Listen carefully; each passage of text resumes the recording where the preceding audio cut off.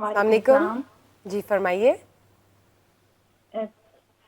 میرا کویشچن ہے مفتی صاحب سے کہ کیا قرآن پاک 70 لوگوں کو، قرآن حافظ جو ہے وہ 70 لوگوں کو بخشوا سکتا ہے، اور قرآن ترجمے کے بغیر حفظ کرنے کا کیا فائدہ ہے؟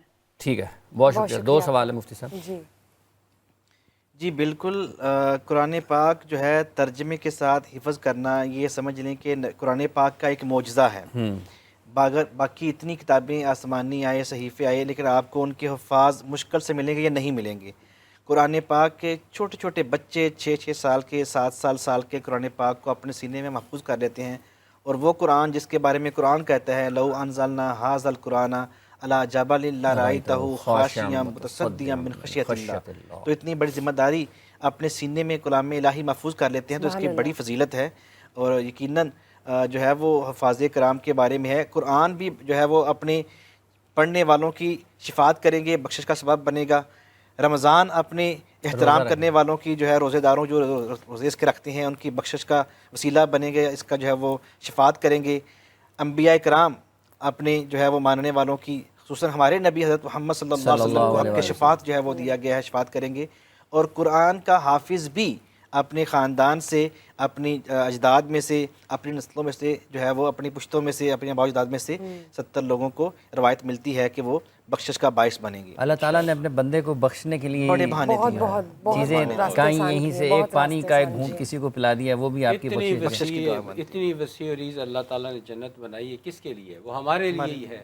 اور ہم میں سے کوئی ایک بھی نہیں بچے گا جب تک کہ جنت میں داخل نہ کر دیا جائے گا. دوسرا سوال تھا ان کا محترمہ کا، ہماری بہن بیٹی کا، کہ جو ہے وہ قرآن پاک کو ترجمے کے ساتھ پڑھنا بہت ضروری ہے.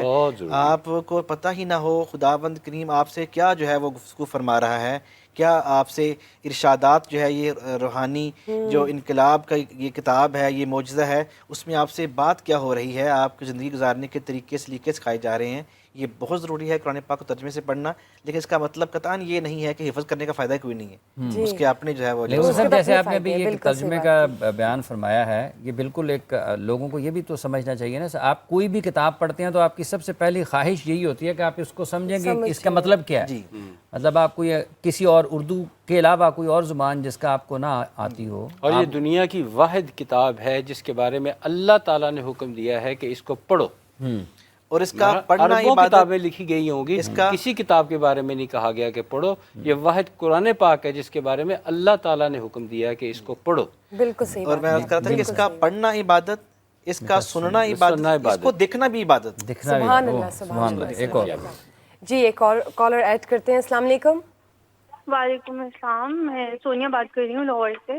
جی سونیا میرا فرمائیے. سوال قاضی صاحب سے ہے کہ میں کوئی بھی چیز کروں نا، کوئی بھی بات کروں، اچھے وے میں برے وے میں، تو وہ ہمیشہ غلط ہی طرف چلی جاتی ہے. تو اس چیز کے لیے کوئی مجھے وظیفہ بتا دیں. کام کی نوعیت اگر تھوڑی ساری بتا دیں، تھوڑی ساری. کوئی بھی چیز، کوئی کسی کے لیے کچھ اچھا کرنے جاؤں تو آپ اس میں بھی کوئی نہ کوئی چیز غلط ہو جاتی ہے. آپ اپنے والد صاحب کا نام بتائیے. والد صاحب کا نام اچھا چلیے لیو اٹ. آپ جو ہے نا اس مقصد کے لیے بغیر کسی وقفے کے یا عزیز و یا اللہ ایک تسبیح تو لازمی کریں، یا عزیز و یا اللہ لازمی کریں، اور چلتے پھرتے بھی یا عزیز و یا اللہ پڑھتے رہیں. انشاءاللہ تعالی اللہ کی رحمت کے ساتھ آپ کی آئندہ یہ ساری رکاوٹیں دور ہوتی چلی جائیں گی.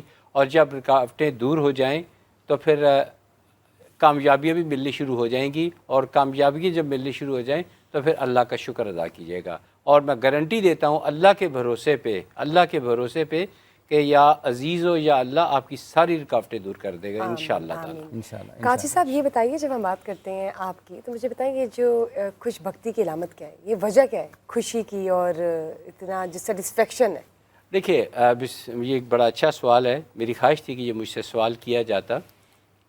میرا خیال ہے کہ اس دنیا میں جتنے بھی لوگ کروڑوں اربوں رہتے ہیں، ان سب میں سب سے زیادہ خوش قسمت انسان میں ہوں. 2012 میں مجھے لکھ کے دے دیا گیا تھا کہ you can't survive any more. میرا کینسر اتنا بڑھ چکا تھا، پھر ہارٹ اٹیک بھی ہوا، میں اکیلا تھا، کوئی بھی نہیں تھا.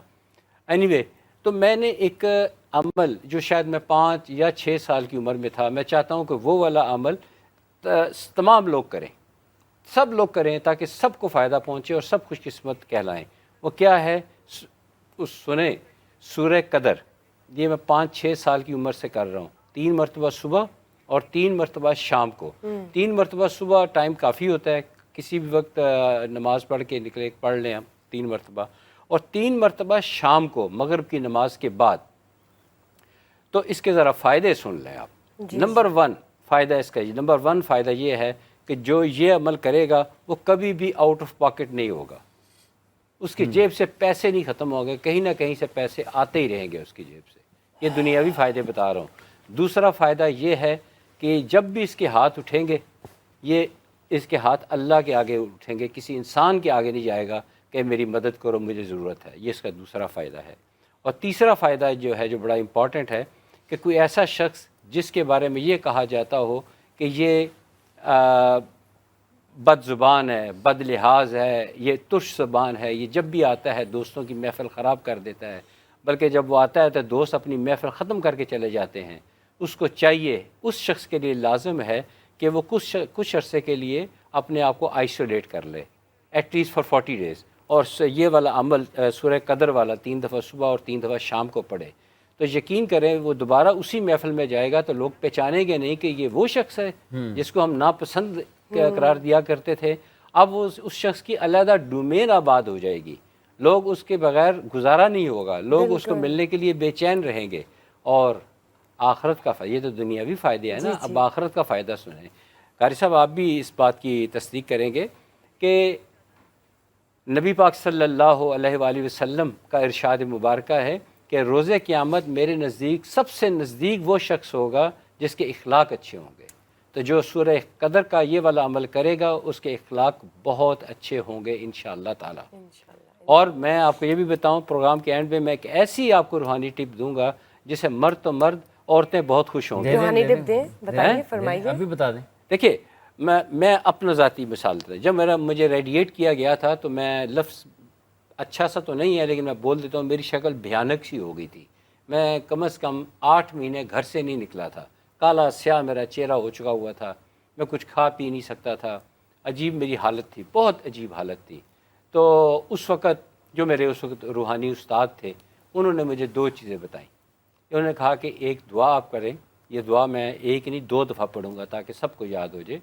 اللہم انتا کما آسنتا خلقہی فاسن خلقہی. پھر سن لیجئے, اللہم انتا کما آسنتا خلقہی فاسن خلقہی.